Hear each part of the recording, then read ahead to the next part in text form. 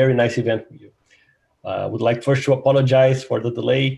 We had some technical difficulties today, trying to stream to YouTube, but we're here. All right. So first thing I would like to ask is if you are following us on Twitter.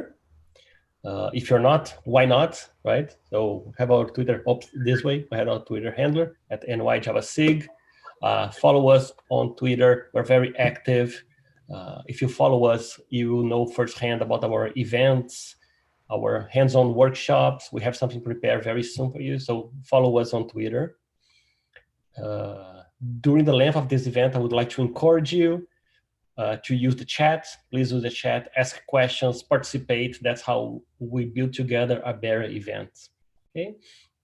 Now I would like to call my friend Jean, and because it's trivia time, Jean.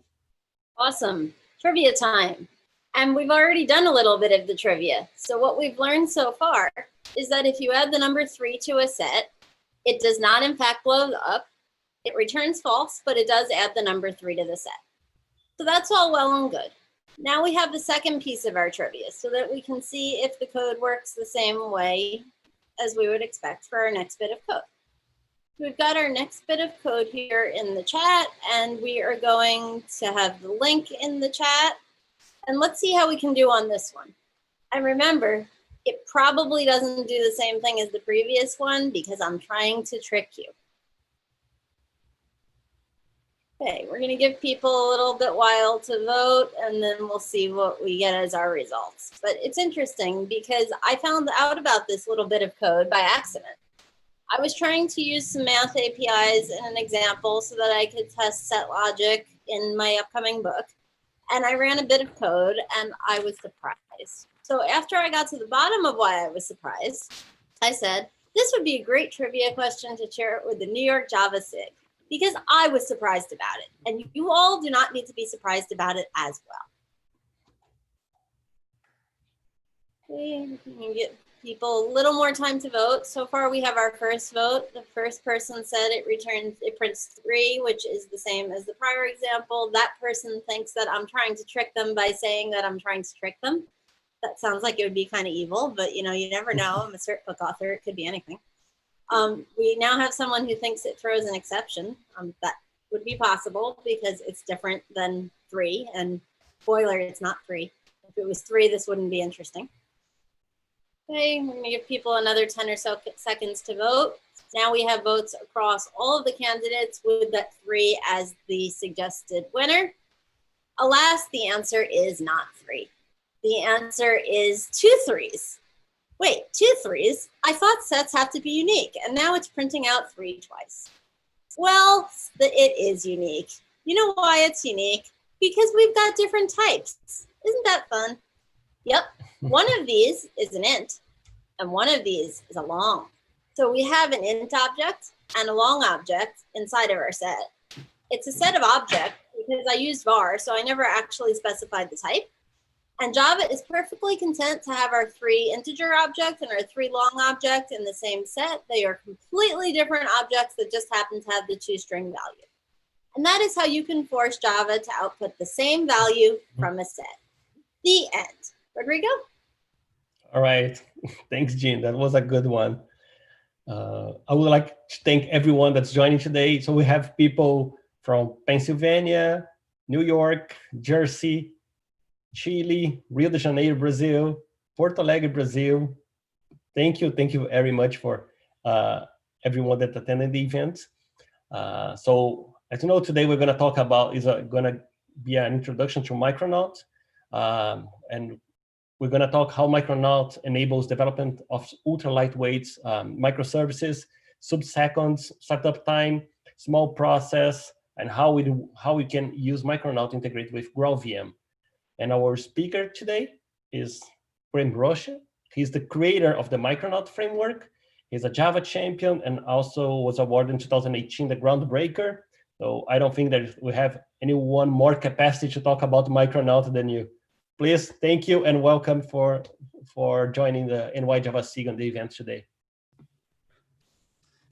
Thanks very much, Rodrigo. It's a pleasure to be here, and happy to be here to talk about Micronaut. I hope the presentation is interesting for the folks who attend. I'm excited to present Micronaut to them. So to get started, I'm just going to share my screen. There we go. And pop into my presentation. So for those of you who don't know me, as Rodrigo said, my name is Graeme Rocher. I created a couple of relatively well-known frameworks in the Java space. Grails, which is 13 years old now, and more recently Micronaut.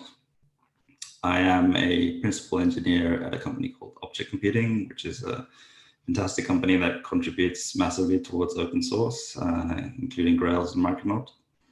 And as mentioned, I was awarded an Oracle Groundbreaker award, and I'm also a Java champion. So on the agenda today, we're going to look at challenges facing Java, particularly with microservices and serverless movements, and we'll look at Micronaut, of course, and I'll do lots of demos. The presentation is going to be very code and demo centric, so hopefully folks enjoy that.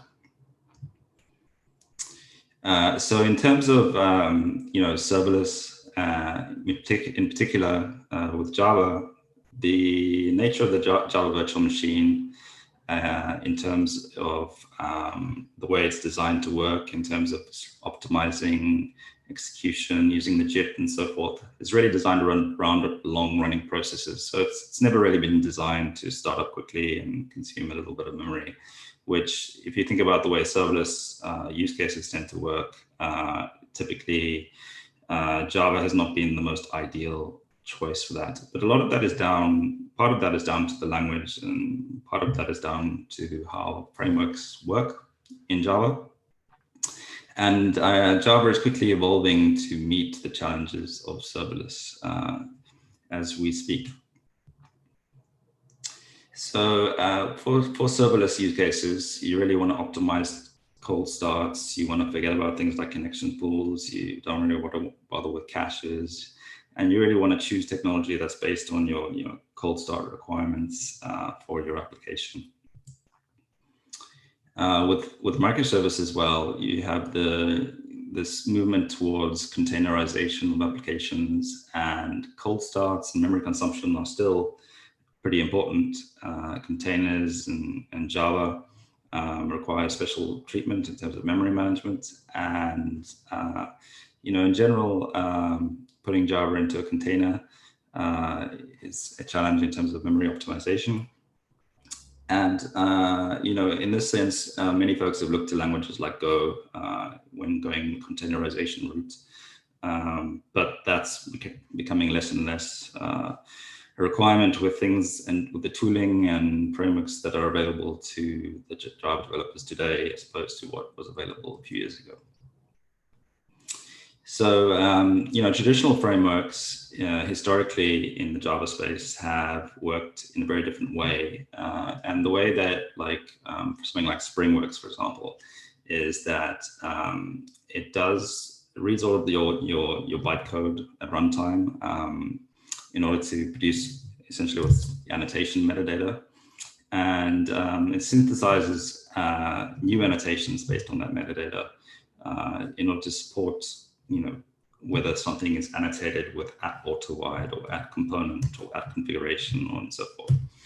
And it does all of this work at runtime. So it has to construct all of this information at runtime from reflective metadata. This means that, at a technical level, it's very, while Spring is an amazing technical achievement, it's very hard to get it to, as a framework in the way it's designed, achieve low memory footprint and fast startup. So when we looked at this problem and started thinking about how we wanted Micronaut to work, we had this kind of tough choice where we could say, do we start do we kind of ditch traditional frameworks, or do we create a whole new framework from the beginning? And there was tough, technology decisions ahead when it comes to designing something, an architecture, an application architecture for microservices and serverless use cases. And the reality is that like frameworks that are based on reflection have traditionally become very flat very quickly. So, and that hasn't changed.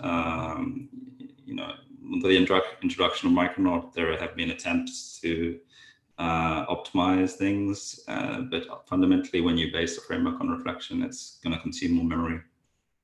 But developers love the programming model, and that leads to this conflict of, something like a traditional Java application consuming a lot of memory. So, there's where you have to look for ways to be more efficient, and oftentimes it's better to look at your tools and your frameworks and how they work. And really to remove this coupling where, with existing frameworks, what you see is as your lines of code go up, so does your startup time and your memory consumption. And that's really the problem we wanted to address when we started building Micronaut all that time ago. So, and if you look at the framework space, for Java at the moment, you have a sort of division that where you have frameworks that consume a lot of memory and take longer to start up, like Spring and Grails, but they provide a lot of opinionated auto configurations and they're really high productivity. And then you have frameworks like Vertex and Ratpack and Spark, which a lot of people like, because they're what I would call do-it-yourself toolkits, where you have to wire together the application yourself. And those ones kind of consume less memory because you're doing all the auto configuration and all the wiring yourself, and they're less opinionated. But you lose all the productivity benefits of the frameworks in the top right corner. So with that in mind, in terms of Java problems, frameworks, design, a lot of the problems that we've seen with Java are down to the way Java works in terms of the annotation API in Java being relatively limited. When you want to, Java exposes an API to retrieve annotations, but it doesn't really expose any API to find out whether one annotation is annotated with another annotation, or to merge annotations from inherited interfaces or interface methods or anything like that. Another problem with for Java frameworks is type erasure. So in general, having to use reflective data for a framework, so it can calculate that this thing is a list of string, is pretty difficult to do in Java, more difficult to do than is necessary, and all of that is to do with type erasure and the fact that when the instance of list of string arrives, all the types are gone. Reflection as well is also something that framework developers have been designing around for as long as I can remember, with libraries like cglib and ByteBuddy and so forth, trying to create optimized execution paths in order to avoid reflective access, which is typically slower. Reflective data caches as well is a massive problem in Java, where in terms of keeping memory down, where typically, because retrieving reflective data is quite expensive, what happens is each tool that you use tends to cache that reflective data. So for example, Hibernate will have a cache of all the fields and methods that it needs to invoke. Jackson will have another cache for all the fields and methods it needs to invoke for JSON marshalling. Spring will have another cache for all the fields and methods it needs to inject. And you have this proliferation of data caches throughout, which each one occupying a certain amount of memory, which again pushes up memory consumption. And class path scanning is also pretty slow. So traditional frameworks have, in order to discover annotations or classes with particular annotations on them, for example, you want to find all the @ entities, or you want to find all the @ controllers, you have to kind of scan the class path, which has been traditionally slow.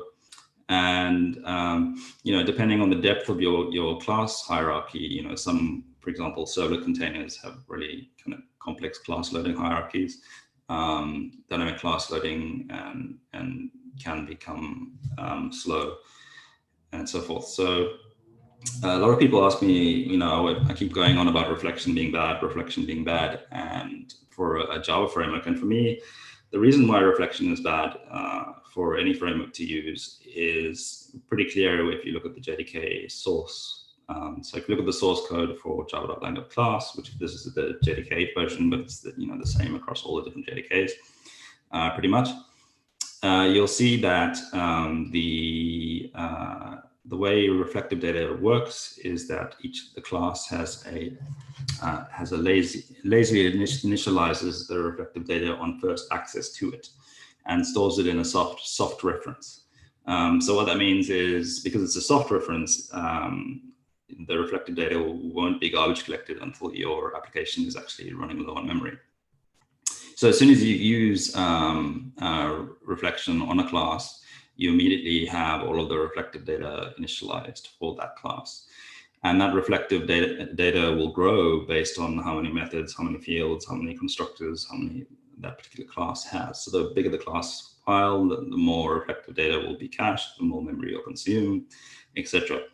And typically in a framework, you're only really interested in like one method or two methods, or maybe a dozen methods. Like, for example, if you think about a controller, a web controller like add-controller, for example, and has various methods that are annotated with add-get, add-post in a typical JAX-RS style, I guess.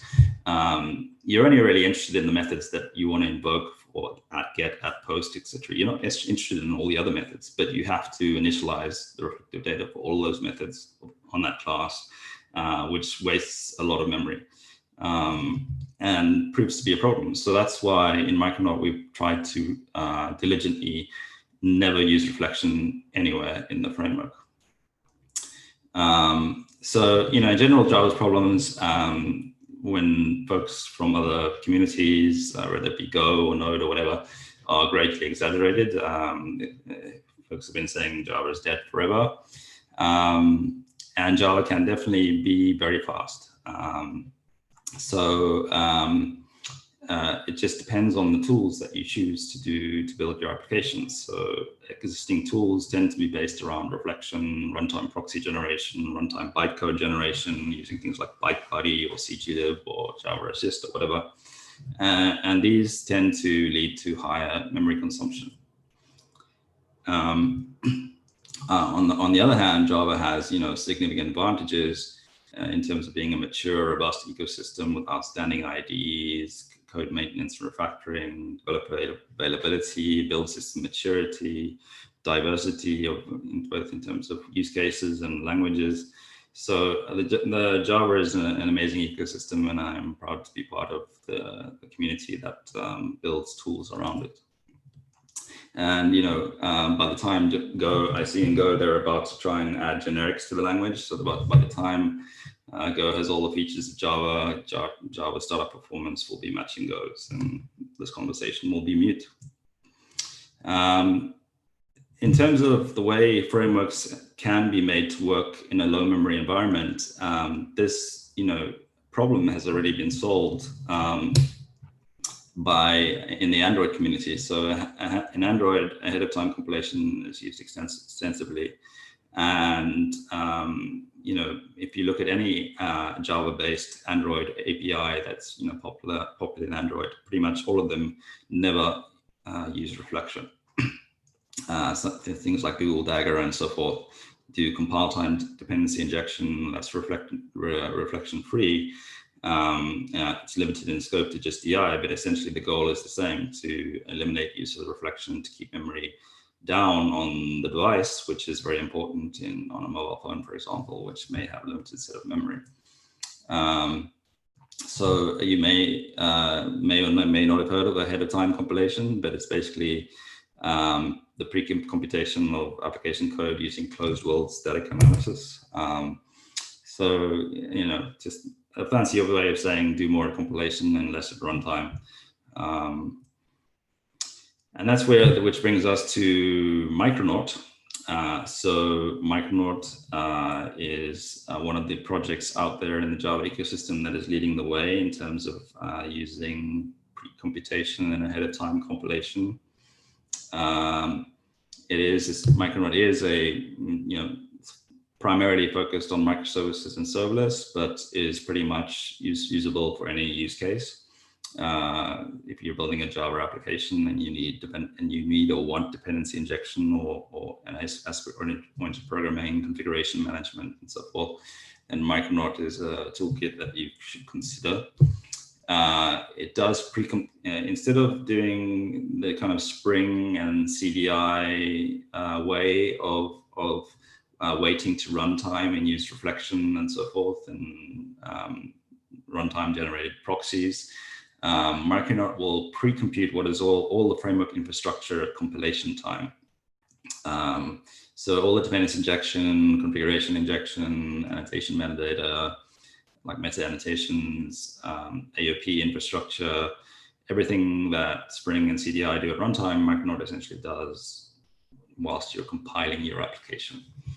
And shifting this to the compiler has a number of benefits in terms of reducing stack trace sizes, improving error messages, eliminating reflection, eliminating the use of runtime bytecode generation, and so forth. So with Micronaut, you can build, like I said, pretty much anything. We have, a strong focus around microservices, but we also have at Object Computing teams that are using Micronaut to build Swing applications. So we have, Micronaut's command line interface, which is part of Micronaut 2, is a command line application, and it's actually written in Micronaut itself. So Micronaut, bit of a circular arrangement there. But yeah, you can build serverless applications. Obviously, Micronaut is proving very popular because of its fast startup time and efficient use of memory in the serverless space. And you can build message-driven applications with, backed onto Kafka and RabbitMQ. You can even use Micronaut in Android and build Android apps using Micronaut's dependency injection layer in Android. Pretty much anything with a static void main string args is fair game as far as Micronaut's concerned. So in that sense, we see Micronaut as really as an application framework for the future, which has a set of building blocks which build optimized applications in a way that we believe is the right way to do that for the future. So, but when you build a Micronaut application, the Micronaut application is automatically reflection-free, runtime proxy-free. It has no dynamic class loading, no bytecode generation, and everything as much as possible is done ahead of time with ahead of time compilation. And of course, yes, Micronaut lets you build microservices, which is a common use case. Micronaut has had a massive impact on the community, the Java community, and completely changed the way that people think about application infrastructure. We announced Micronaut in March 2018. We open sourced it on the 28th of May 2018. And it didn't take long for the rest of the industry to pick up on what we had achieved and to come out with frameworks and tools that do similar things, such as Red Hat's effort around Quarkus and Pivotal or VMware or whatever they're called right now have obviously made strides in trying to optimize Spring to be faster and more efficient in order to catch up to Micronaut's performance, both in terms of memory consumption and startup time. So Micronaut is changing the face of server-side Java as one of the frameworks that's pushing Java to be better and to be more efficient, to be and generally providing a completely new experience, which is having a massive impact on the industry, which we're really proud of. And of course, a few months after we announced an open source Micronaut, Oracle announced another project called GraalVM, which has, amongst other many different tools that it has in its toolkit, it has a tool called native image, which takes Java and converts it into native machine code using ahead of time compilation. And it just so happened that this tool works really well with Micronaut because it uses static closed world analysis, which pretty much assumes, which works a lot better if there's no reflection and not much dynamic going on in the application. If there's reflection and dynamic things happening in the application, like dynamic class loading and so forth, you have to provide a significant amount of configuration to GraalVM native image to get it to work. And with Micronaut, on the other hand, it just works automatically. There's nothing you have to do, unless, of course, you bring in a third-party library or so forth. But even in that, we are improving our support for third-party libraries in Micronaut on GraalVM native image. So with all that, that's a lot of talk, and now let's do some actual demoing stuff. So first of all, I want to talk about how you get started with Micronaut and the different ways to do that. So one of the ways to do that is through what is called Micronaut, which you can go to start.micronaut.io or launch.micronaut.io. And there is a new website that we have that we've just released recently. And it's a good way to get started with Micronaut. What you can do is, especially an application generator, and you can choose your Micronaut version, which is currently Micronaut 2 RC2. And Micronaut 2, which I'll talk about more shortly, is going to be released in GA form in the next few days. So you can be confident about using the latest release candidate. And you can choose your language of choice. So Java, Kotlin, or Ruby is supported at the moment. Your build, so whether you're into Gradle or Maven builds, and your test framework, which JUnit, Spock, or Kotlin test. And you can also select an application type. So you can say, I want to build a command line application, or a serverless application, or a gRPC application, or a messaging application, and we adapt what we generate based on that. One of the cool things this allows you to do as well is, for example, I can select some features. For example, I don't know, if I want to add support for, say, the Postgres database, for example, you can select that as a feature, and what that will do is when you can then click preview, and you can see I got a Maven build here. Let me switch to the Gradle build because it's just easier to read from my perspective. And you can see that it sets up automatically for you when I select Postgres, the test container is set up, and the Postgres driver, and so forth. So it'll automatically configure the right thing. You can also do a comparison based on the fact that I've selected Postgres as a feature that I want to include. You can do a diff, and it'll show you the modifications that you have to make to an existing application if you wanted to enable the feature yourself, which is pretty nice. And when when everything is all said and done, you can click generate, and that will generate a zip file of the application. So the actual backend for this UI is a serverless application written in Micronaut itself that is computed into a GraalVM native image, and it's demonstrating pretty much instant cold starts. So the backend is running completely serverless, which is interesting. If you want to see the source code for this project, we recommend going to GitHub, Micronaut projects, Micronaut starter, I think it's called.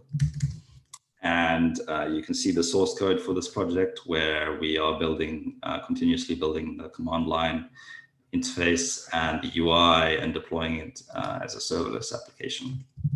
So that's one way to get started if you prefer the UI approach. If you prefer a more command line approach, then we also have a MN command line tool, which lets you create applications. And the reason I like this, I like MN personally, is because it works completely offline. So you can create Micronaut applications when you're on, if you ever get back on an airplane, or or if you're without internet for some reason, which is pretty cool. And you can do so interactively as well. So you can say MN and it'll start interactive mode. You can say create app, and let's try a Kotlin example. And you can say lang Kotlin. And you can say features, and there's a whole bunch of different features that you can choose. I don't know, maybe you want properties files instead of YAML, and you can create your app, and then it'll generate the application. Then you can CD into the example, and you can open it inside your IDE, which in this case is IntelliJ IDEA. And if you're a Kotlin user, you're up and running. You can see the generated application. It's got a Kotlin main, and we already have a test, which we can test that the application is up and running, which you can execute in your IDE directly, and run your tests as you want to. So that's how you create and generate an application. Another way to generate an application, if you prefer not to have MN installed, which by the way you can install by SDKman or Homebrew, or we're going to be publishing a Chocolati package for Windows users, and so forth. So it's pretty easy to install. And the other interesting thing about MN, which I didn't point out, was that it's a command line application that is a native binary that's computed using GraalVM into a native image, so it executes instantaneously. But if you don't install MN and you still want to create an application locally, you can also use curl. You can say https launch.micronaut.io, give me a new application, and open demo.zip, and that will essentially use Micronaut's launch API to build to create an application, which you can then unzip and get started immediately, CD into it and create your application. As it happens, I have an application that I already created, which is a Java application, and I pre-selected a few features that I want to demo as part of Micronaut. So a Micronaut application is very similar in structure and so forth to how you can imagine a Spring application or so forth, where you have a main class that you can run to get started. So I can just come in here and I can run my application directly from my IDE to start my app up. I can also, if I want to write a typical web controller, what I can do is write a person controller, for example, and maybe a person class, and maybe we're going to say private string name, age. There we go. There it is. So I've got a person class. Now, one of the things in Micronaut that you have is this annotation called @introspected, and what that does is the equivalent of allowing kind of bean introspection and so forth. So I'm going to add that to here, which allows the person class to be created and instantiated dynamically without the need for reflection. Then I'm going to create a controller in here. Let's call it people. And we can say list person. And we can say, maybe I can make this a bit bigger for those you who like to see a bit better. And we can say new person, red, me, another person, 35. We're missing an import here. There we go, there's my controller. Just going to respond with get. And so how would I actually invoke this controller and test it? So in Micronaut, we have a testing framework where you can essentially write tests. In this case, I'm going to use JUnit 5. So I'm going to say @Micronaut test. And what I'm going to do is demonstrate to you the Micronaut's HTTP client capability. So I'm going to create a new interface called person client. And the person client is going to speak to my people endpoint. And we're going to get a list of person back. And this is going to be mapped to a GET request like that. And what we can do, oops, that should be a semicolon in Java. What you can do is then I can say private final person client like this, and we can use constructor injection in my test. I can write a test here that verifies how many people I have. So person client list. There we go. And I imagine that, or at least I hope if the demo gods are with me, that this is going to be a list with 2 people. So if I run this, in theory, we should have a passing test, unless the demo gods are not with me, which we do. So notice how, this is a full integration test where I am making an HTTP request using my client, which I've declaratively declared as an interface. So by saying @client and /people, I'm saying I'm going to talk to the current server at that endpoint. And I'm going to use a GET request to send a request to the people endpoint, and I'm going to receive it back. And then on the controller side, again, we're mapping the controller to the people endpoint and returning the list of the people. So if you don't believe me that this is all happening, this is actual requests and responses coming back. I can say logger io.micronaut.http.client level equals trace and activate trace logging, and you'll see that I get trace logging from the request being made and the response coming back as JSON, and all is as I expected. So that's a person controller sending a JSON request back. Now, typically, let's comment that up. Typically, a lot of modern applications don't just return array lists of hard-coded things, and they actually communicate via database calls and so forth.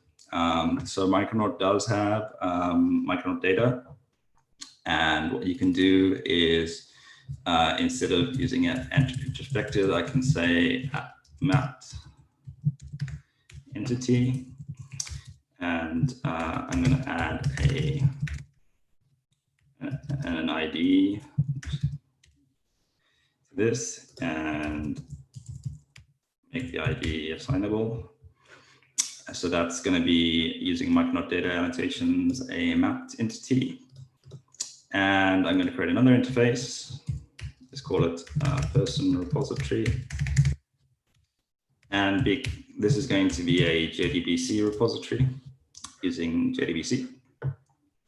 And you'll notice that in my application configuration here, in the production application.yaml, I've got two application.yamls. I've got the application.yaml and I've got application test.yaml. So the application.yaml is pointing to an H2 database that I have running locally.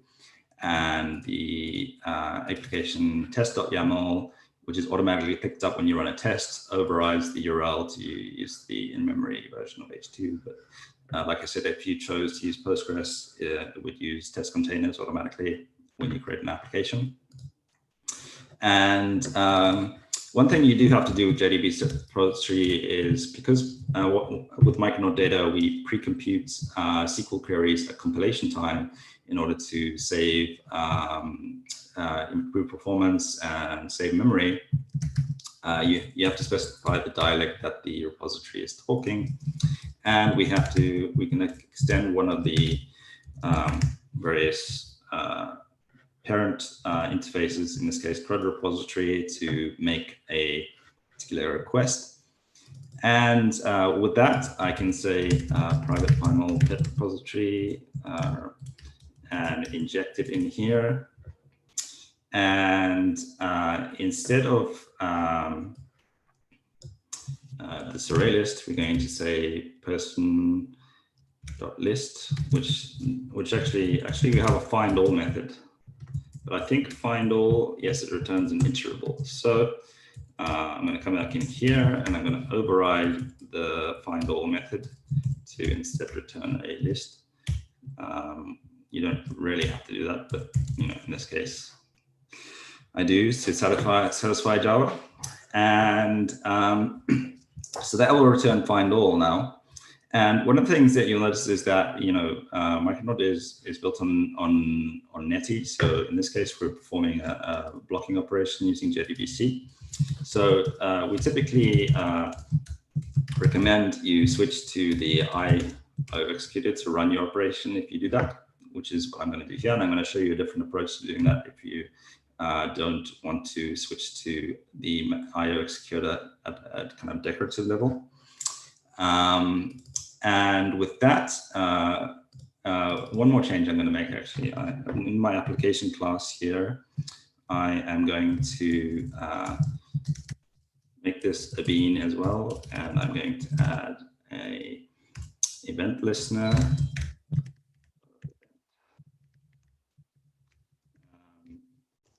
And in the application class, I'm going to receive my repository. So, and I'm going to save some entities, so just so that we have some test data. As this new person.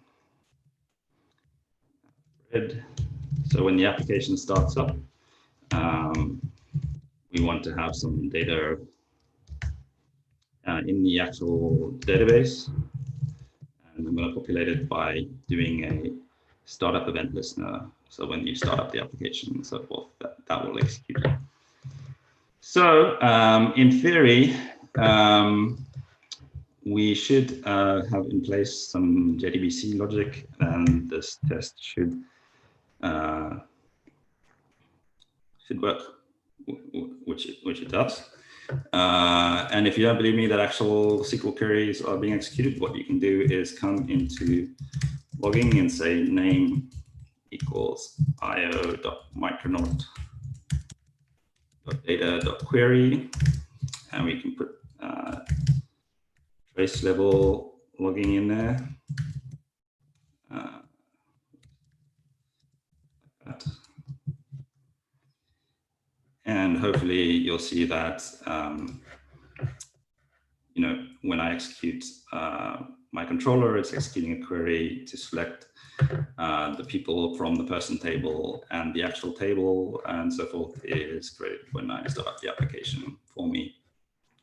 So, and you notice that, this particular test, once again, this particular test has a lot going on. I have an HTTP client, which is a declarative HTTP client.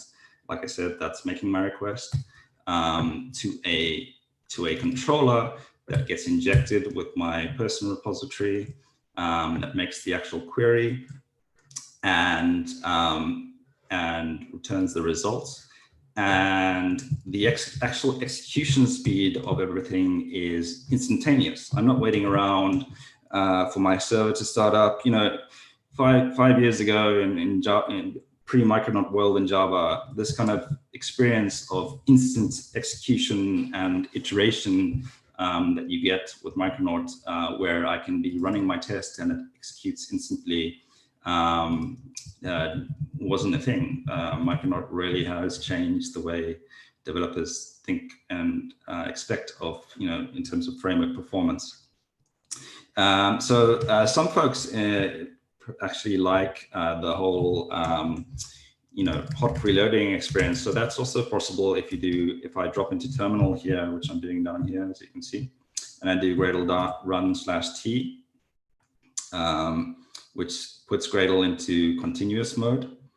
So now, you know, for example, if I instead of wanted to return a list from my controller, I wanted to return, I didn't want to do execute on, and I wanted to return a flowable, an RxJava flowable.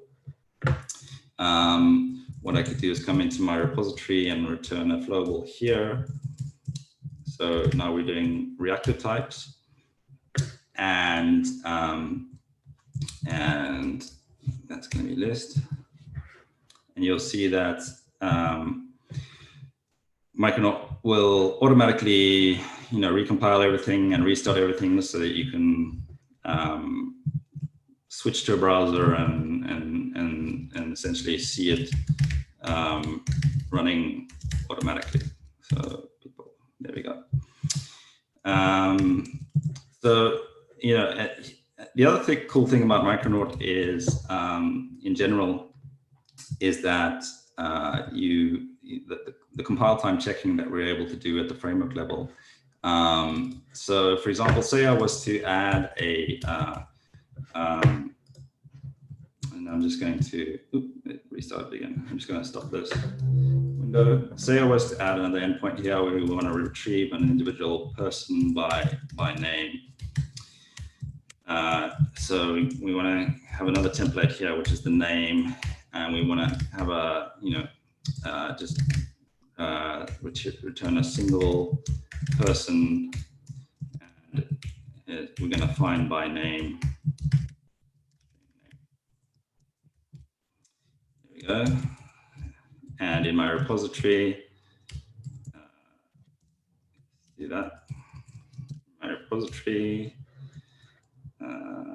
We're going to say repository.find by name, passing that name. You can see, for one, that method doesn't exist, so we should create it. There it is, find by name. Okay, so so there's a few things here that could go wrong when I'm using the framework. So I'm going to add another test here to verify my find by name.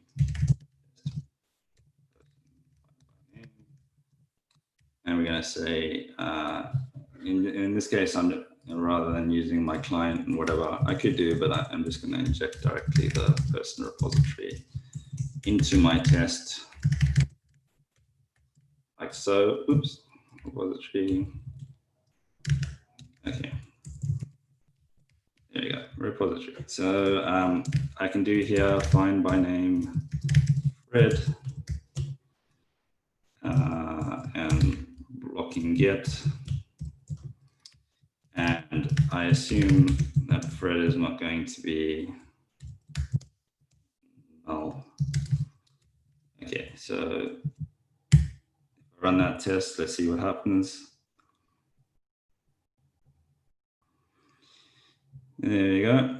Okay, so my test is passing. Now there's a few things that could have gone wrong during the development of this particular functionality. One thing that could have gone wrong, you can see how at a framework level we match name to the name parameter.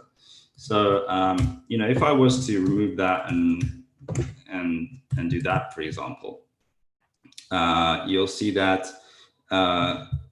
instead of like failing at runtime with a weird error, you know, Micronaut actually fails at compilation time, saying declares a URI variable name, but no corresponding method argument exists. So you get checking at the compile level that things are working as you expect them, and it won't actually let you do things that don't make sense.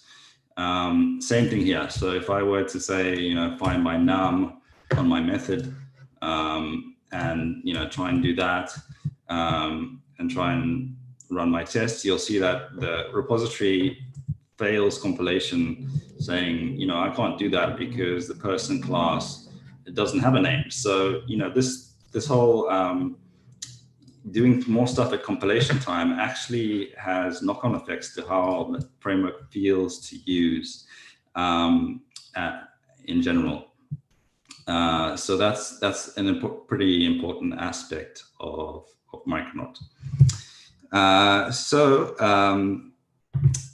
What else do we have? So once you built this application and you're ready to push to production and so forth, which may take some time, how do you get there? So what you can do is you can essentially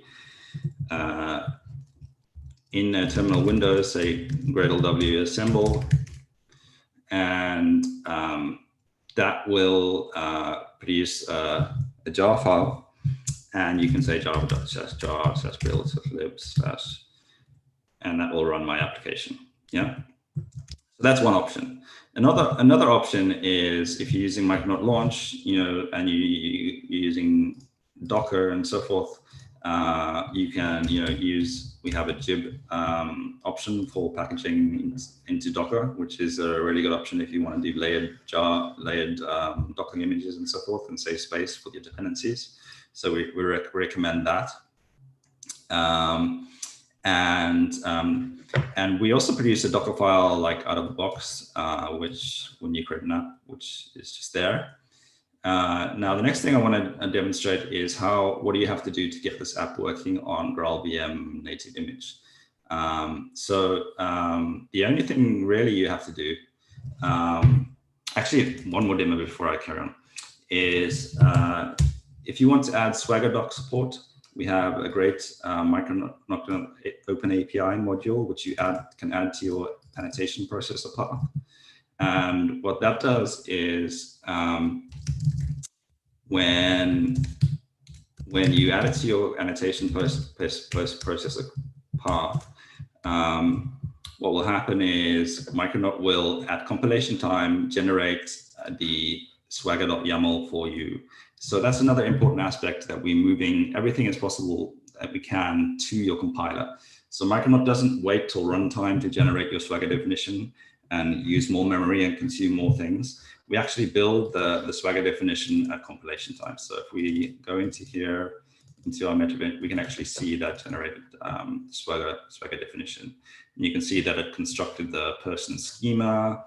It pulled the find by name operation and the list operation, and it will even read in this case, I haven't done it, but if I put javadoc in here, a list of people, and compile, what will happen is you'll see that the description in the Swagger matches my javadoc. So we actually, that's the advantage of processing the source code, is we can pull from javadoc, we can do things to make your API generation automatic for you based on Swagger at compilation time, which is really cool. Now, if you want to take this application and go to native image, there's only really one thing you have to do, which is we have an annotation processor for Graal. And the reason we have an annotation processor, an additional annotation processor for GraalVM, is that GraalVM needs to declare, like, for example, the static resources. So what the annotation processor does is generate the configuration for GraalVM to look at what static resources this application needs. So you add that in there, and that will generate the GraalVM configuration needed for static resources. Micronaut doesn't, as I said, doesn't use reflection or anything, so there's actually no reflection config, but it does need, like for example, static resource configuration. So once you have the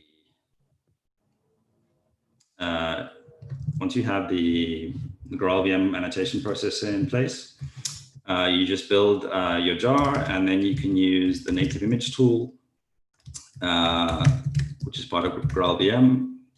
And you can say no server, no fallback, because I don't want to fall back if something goes wrong. Class path, builds, libs. My fat jar, and GraalVM will start doing its thing and essentially process the jar file to produce a native executable, which you'll see after it's done, which is going to take quite some time. And in fact, whilst that is going on, I'm going to continue with my presentation because that will take some time. And and I wanted to talk a little bit about Micronaut 2. So Micronaut 2 is the next major release of Micronaut, and we are releasing it on Friday. It's got a new native command line interface, which is based on GraalVM native image. It's completely serverless. It's got completely new serverless support for Azure and Google Cloud Function. We added, one of the issues with doing everything at compilation time is that compilation is maybe a little bit slower than when you use annotation processes when you don't. And to resolve that, we've added support for incremental annotation processing for Grail, as well as a new Maven plugin. So compilation times in Micronaut 2 are much faster thanks to incremental compilation. Also, we have in Micronaut 2 support for servlets. So you can deploy Micronaut now to a WAR file, which is very traditional, I know, but a lot of people who are looking to migrate to Micronaut, we're looking forward to that feature. We also have support for HTTP 2 and massive improvements to our GraalVM native image support. So if you want to check out all of that and more, check out the What's New guide, which is linked at the bottom there. Also part of Micronaut 2, which is what I demonstrated earlier, is MightNotLaunch, which is, generates Micronaut applications. And like I said, it's a fully serverless backend, which actually serves as a great example of using Micronaut and GraalVM native image to build serverless applications. It's accessible via the browser or via curl. You can visit launch.micronaut.io to get started. And if you want to contribute new features and actions, go to github.com/micronautproject/micronautstarter. Let me just double check if my thing. Yeah, it's finished. Okay, so once my native image is built, you just run the app. And you can see that startup time, even though it's writing data to the database at startup and so forth, is significantly faster with native image, 72 milliseconds, and I imagine the memory consumption will be around 20 megabytes, probably. Do you want the memory? Let's see, what is this called? NYJavaSIG. 23 megabytes of memory being used by this native image. So memory consumption is significantly lower, which is pretty cool. Turning to the presentation, the Micronaut project itself is super healthy. We've had 3 years of development by several object computing engineers, over 200 contributors. We've had contributions from many industry giants, including from Google, from Oracle, from Amazon, and we have 3.8K stars on GitHub, over 8,000 commits. I encourage you to check out the main repo and star us. We'd love to have more stars, so please do so. And the community is awesome and growing, and Micronaut is proving really, really popular. I think in general with Micronaut and other tools out there, other frameworks, in my opinion, the future of Java and the future of Java frameworks is more intelligent compilers and smaller, faster runtimes. And Micronaut is evidence of that direction and the influence that it's had on the industry and the evolution of things. At other companies has demonstrated where Micronaut is going in the right direction. And I think that we're going to see more and more of this happening, particularly with things like GraalVM native image. So in terms of some Micronaut resources that you may want to get going with, we have a Gitter community. If you want to come chat to us, we're all on there, gitter.im/MicronautFW. There's the user guide. MightNotLaunch is available at launch.micronaut.io. We have a whole bunch of guides helping you get started. Follow us on Twitter as well. MightNotFW is the Twitter account name. And on GitHub, it's Micronaut project/Micronaut core is the main source repo. So in summary then, Micronaut and GraalVM are leading the ahead of time revolution. These two technologies started this movement, and it's really really having a huge impact on the way developers think, in particular around certain use cases like serverless and command line applications, and deployment to containerized workloads like on Kubernetes. Building more efficient applications is possible today, right now, if you make the right framework choices. And whilst you do sacrifice some compilation speed, you gain so much more in terms of performance, memory consumption, and testability.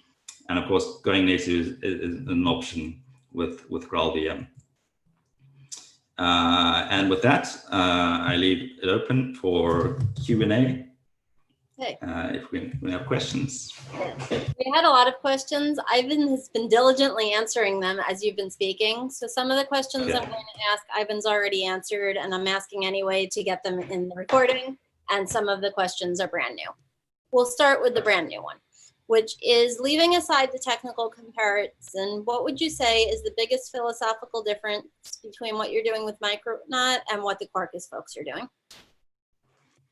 So the biggest difference between the two frameworks, I would say, is architecturally, is that Micronaut processes your source code and Quarkus processes your compiled bytecode after it's been compiled. So we believe that Micronaut's approach is better for a number of reasons, but obviously encourage users to make their own judgments. Some of those reasons are things like, for example, if something goes wrong during compilation, we can point back to the source code of where that went wrong, because we're processing the source code, as I demonstrated in the demo.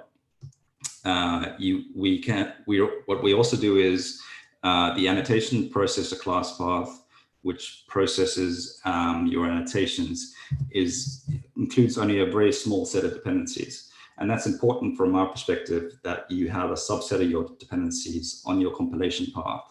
From what I understand with Quarkus, they put the whole runtime class path on the bytecode processing class path. And I think that has a high risk of going wrong if things like you have dependency conflicts during compilation. And you really don't want your compiler to fail with no such method errors, in my opinion. But that's one of the architectural differences. I would also say that Micronaut we're much more strict about completely eliminating reflection. Quarkus is much more of a GraalVM configuration generator, and that's because of differences in the technology stacks they want to support. So for example, something like Hibernate is currently dependent on reflection. So they do reflection everywhere there. Or RestEasy is dependent on reflection. So they do reflection everywhere there. So they're really just more patching the reflection rather than, they eliminate reflection in some cases, like in Arc, which is the dependency injection implementation they have, but it's not as comprehensive as Micronaut has. And understand the reasoning for that. The reason is because they want to support more legacy, which is essentially CDI and a lot of Jakarta EE, whilst Micronaut is a clean room implementation that doesn't bring any of that legacy baggage along with it. And really focuses on complete removal of all reflection throughout every part of the framework. But again, it's, users should try both and come to their own conclusions. They obviously will both have their strengths and weaknesses. Is there anything you can say about Micronaut market share? Micronaut, sorry? Market share, like how many people are using it, or are they big companies, or are they in finance, that sort of thing? So market share is, market share versus other frameworks is always, hard to measure, hard to judge. I think what we can see is that, Micronaut is obtaining significant market share, and that's resulted in companies like JetBrains developing support, IDE support for it. If Micronaut didn't obtain any market share, an IDE vendor wouldn't bother developing IDE support for it, right? Whilst we can see in the latest versions of the JetBrains, IntelliJ IDEA that they're developing support for Micronaut. We have, a number of significant users using it. Not all of which I can talk about, but some of them are big companies in like the US retail company Target. The Minecraft game, Mojang company are migrating the whole of their backend to Minecraft to Micronaut, which is going to be one of the most highest traffic Micronaut deployments I mentioned out there. So there's lots of cases, and there's cases on Object Computing's website with more references. Smart Things as well. This is a division of Samsung, which is using Micronaut in an IoT context. Micronaut is also really well suited to IoT because of its low memory footprint and so forth. So that's another example. Okay. Well, another question we got was, what version of Java do you support? And I haven't answered that with 8 through 14, but I have a follow-up question. How fast do you support a new version of Java when it comes out? So we are part of the OpenJDK early access program, and we work very closely with Oracle to test the latest versions of Java, and we use GitHub Actions and a matrix to test every single one of our Micronaut features against currently against JDK 8, 11, and 14. And also we provide testing and feedback to the OpenJDK release candidates as they come out. Are you able to use a property file instead of YAML? Yes, in fact, if you go to MightNotLaunch and you choose, go to features and you choose properties, it will default to a properties file instead of YAML. I know there's a lot of YAML haters out there, so so that'll be a relief, welcome relief to YAML folks out there. So there's a properties feature which you can activate in MightNotLaunch, and otherwise it's actually just a matter of deleting your .yaml file and replacing it with .properties. So it's nothing complicated. There was some discussion early in the chat about using Micronaut with various JDK languages, and the conclusion was that yes, you can. Do any of them work better than others, or they all work equally well? So they all, I guess the one that doesn't work right now is Scala. In fact, our top voted feature request on our GitHub issue tracker is Scala support. So obviously Scala users, I'm sorry, but we will look at writing a compiler plugin. But in terms of how they work, anyone works better. I think there's different levels of maturity but more in the compilers themselves. not the Micronaut compiler, in the actual compiler for the language, if you see what I'm saying.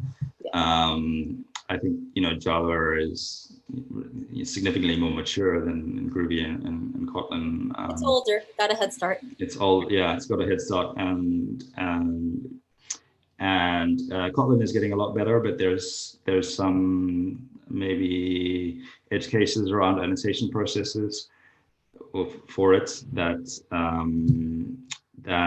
could work better, and but we're continually improving our Kotlin support and working with JetBrains on making that better. So hopefully it'll improve over time.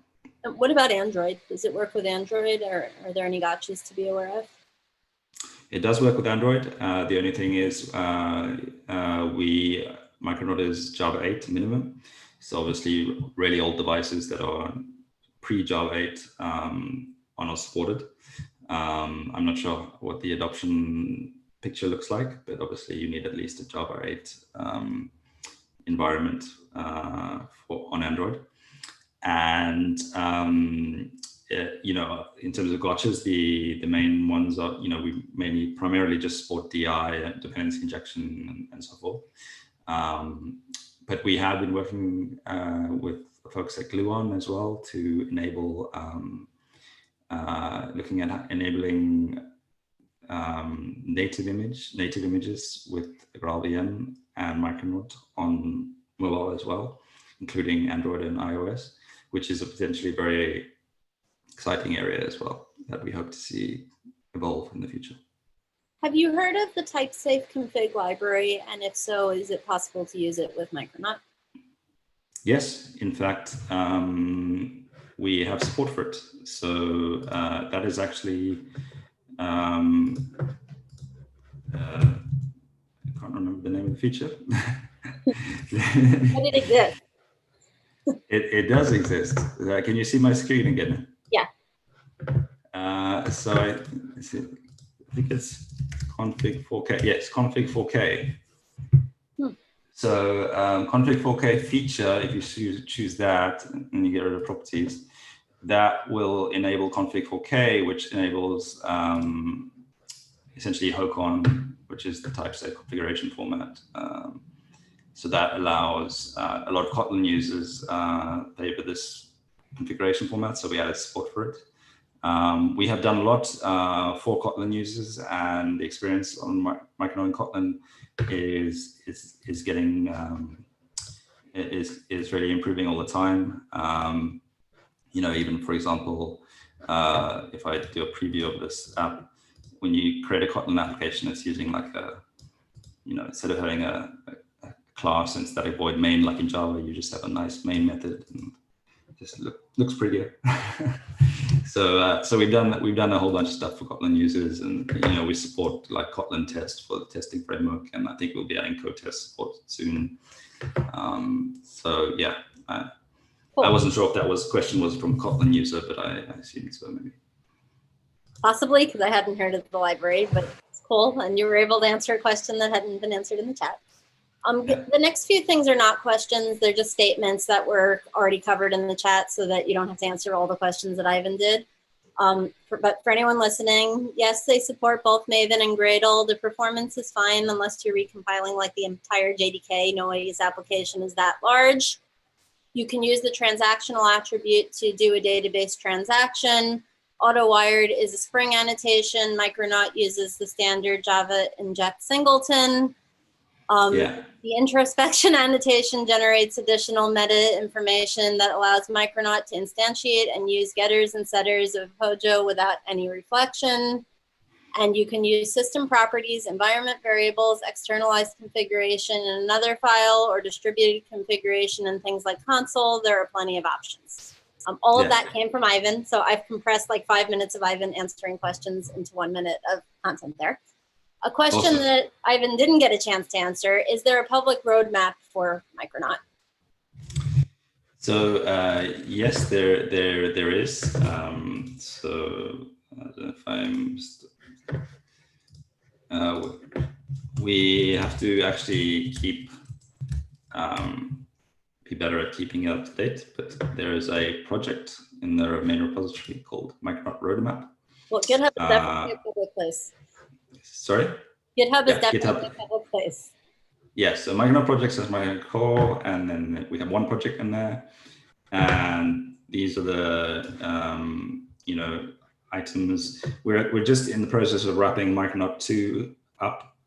So this this will be revised again, but these items here are definitely in the plan category, and as soon as Micronaut 2 is out, there will be either categorized into low priority, high priority, and so forth. So, but these are the items we're focusing on right now. Nice. I really like that your roadmap uses GitHub swim lanes. That's cool. And the last question is not really a question, but I'm going to end with it because it's positive. You had at least one attendee who was really excited about this and wrote, "That's it. I hope there's another session for service registration, configuration, API gateway, stuff that Spring Cloud uses." So I think it's awesome that somebody's really excited and wants to know more. But the question in all of that is, where should someone go who wants to learn more today and not wait to see if there's going to be another session? So guides.micronaut.io is a good place. We have a lot of guides on service discovery with console, with Eureka. Micronaut supports all of those use cases, with Kubernetes as well. The thing is, Micronaut is very broad as a framework. It covers a lot of different use cases, and really like a talk on Micronaut serverless is a talk by itself. So another talk is definitely needed on the topic of serverless functions. We have absolutely fantastic support for AWS Lambda, and in fact in Micronaut 2, that's really dramatically improved to include, for example, support for GraalVM native image for the whole of the Amazon V2 SDK, which is really nice, so that you can write native images and deploy them as Lambdas and so forth. Obviously we have Google Cloud Function support as well, Azure Function support, and a whole bunch of great serverless things. So it's really a whole, another session, another presentation that I would be happy to do another day on the Java Special Interest Group for sure. But yeah, in terms of finding out more, guides.micronaut.io is a great place to start. And we're in the process of updating all of those to Micronaut 2, and they should be all rolled out in the next few days as we approach the Micronaut 2 GA release date. Excellent. And that completes the questions. I'd like to turn it over to Rodrigo to give us some announcements. All right. I would like to thank you, Graeme, for the presentation. It was very nice to have you. I would like to thank you, our public, that it's not only from New York, right? We have people from all around the world joining, so thank you very much. Stay tuned at the NYJavaSIG channel, especially here on Twitter. We're going to announce the next events.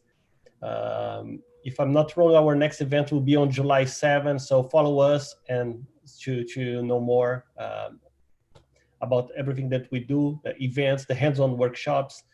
So thank you very much. Thank you, Graeme. Thank you. No problem.